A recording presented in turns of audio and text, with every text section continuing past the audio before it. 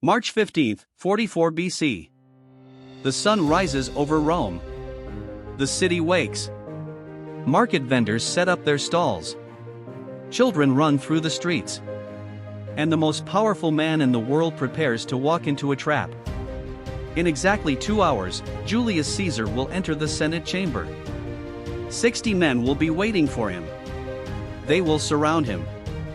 They will attack him. And in 7 minutes of chaos and blood, they will stab him 23 times.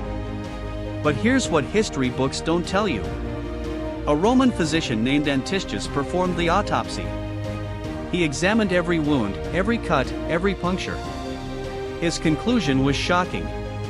22 of those wounds were not fatal. Only one wound killed Julius Caesar. A single thrust through the ribs, into the heart.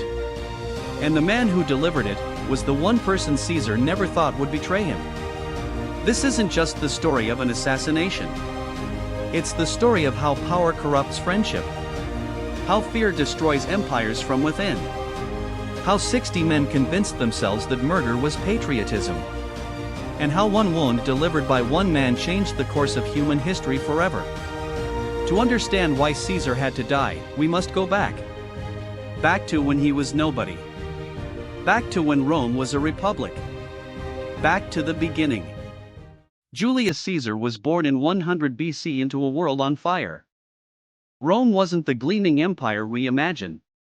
It was a republic governed by senators, ruled by ancient families, and tearing itself apart.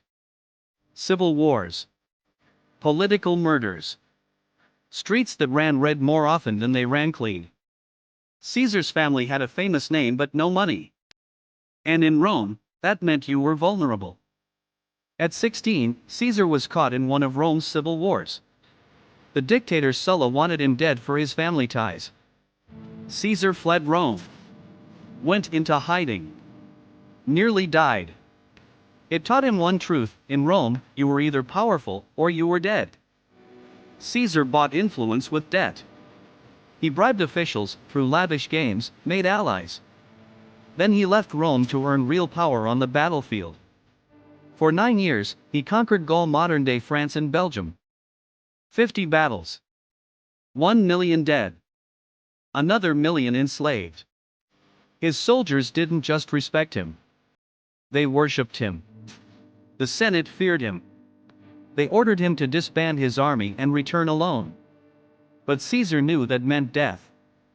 At the Rubicon River, he hesitated. Then spoke the words that changed history. Alia iacta est, the die is cast. And he crossed. 4 years of civil war followed. When it ended, Caesar stood alone, dictator for life. Loved by the people. Feared by the Senate. He wore purple, sat on gold, and filled Rome with his statues. Power had made him untouchable. And that's when the knives began to sharpen. Meet Gaius Cassius Longinus. Senator. Commander. And a man consumed by resentment. He'd fought for Caesar and been pardoned. But mercy wasn't what Cassius wanted. He wanted respect. And he saw in Caesar a king. In Rome, that was the ultimate sin. Rome had banished kings centuries ago. The very word rex, king, was political poison. Yet Caesar wore royal colors. Sat on golden chairs. Mark Antony even offered him a crown in public twice. He refused, but the act itself left a shadow. To the Senate, Caesar was no longer a leader. He was a monarch in waiting. Cassius began recruiting. Decimus Brutus. Trebonius. Tillius Cimber. Casca. One by one, they joined him. 60 men. All senators. All sworn to kill Caesar. But Cassius knew they needed one name that would make the act noble, not criminal. They needed Brutus. Marcus Junius Brutus, philosopher, idealist, descendant of Rome's first liberator. He believed in the Republic. And Caesar believed in him. Caesar had spared Brutus's life. Promoted him. Trusted him. For Brutus, this wasn't politics. It was family. And that made it the perfect target for Cassius. Cassius forged letters. Messages from the people begging Brutus to save Rome. "Are you truly a Brutus?" they asked. "Your ancestor would be ashamed." Night after night, Brutus read them and his heart turned. Brutus convinced himself he wasn't killing a man. He was killing a symbol. Saving Rome. The Ides of March was set. The day the Republic would be reborn, through blood. Caesar woke before dawn to his wife's screams. Calpurnia dreamed she held in his blood soaking her dress. She begged him not to go. But Caesar laughed. He'd survived wars. What was a dream to a conqueror? As he left his home, a soothsayer called out, "Beware the Ides of March." A final warning ignored. Then came a man named Artemidorus, clutching a scroll. "Read this, Caesar. It concerns your safety." Inside were the names of every conspirator. Caesar never opened it. It was found later unread, on his body. The Senate met at the theater of Pompey that day. By chance, not design. But that irony dying beneath the statue of his old rival was fate's cruel joke. The conspirators waited with daggers hidden under their togas. Caesar entered. The trap closed. Tullius Cimber approached, begging for his brother's pardon. Caesar refused. Cimber grabbed his toga. The cloth tore from Caesar's shoulders. That was the signal. Casca struck first a clumsy slash to the neck. Caesar spun and stabbed him with his stylus. "Casca, you villain! What is this?" Then chaos. Blades flashing. Togas twisting. Shouts echoing off marble. Even the conspirators wounded each other in their frenzy.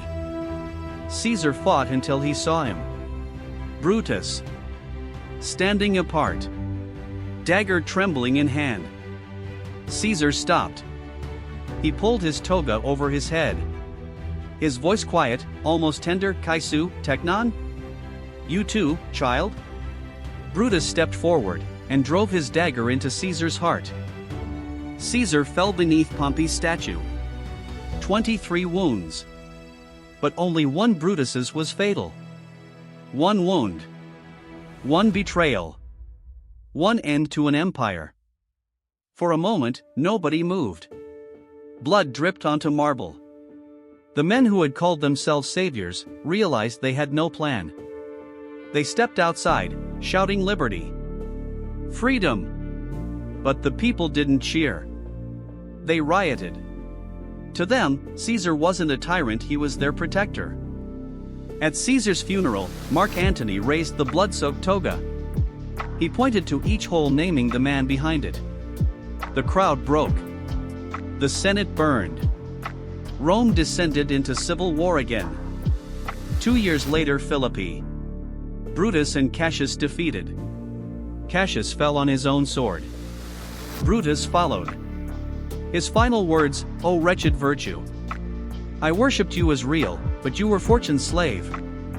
Caesar's heir, Octavian, became Rome's first emperor. The Republic died that day. The conspirators hadn't saved it. They destroyed it. 2,000 years later, Caesar's name still echoes. We name months after him. We quote his words. We still debate hero or tyrant? But everyone remembers him. Brutus, though, is remembered for betrayal. In Dante's Inferno, he's frozen in ice, chewed by Satan himself. In Shakespeare's play, he's noble but doomed. The man who killed the one who loved him. History is full of men who thought murder was patriotism. Brutus wasn't evil, he was convinced he was right. But belief doesn't make you right. Caesar's death didn't save Rome. It proved that once power is tasted, it is never given back. And sometimes, the people who claim to save you are the ones who destroy you. 23 wounds. 60 conspirators. One fatal blade. The conspiracy that killed Caesar didn't save the Republic, it ended it. One choice. One betrayal. One wound. and history changed forever. Subscribe to Past Unfolded. Because history isn't what they taught you in school. It's darker and far more human than you ever imagined.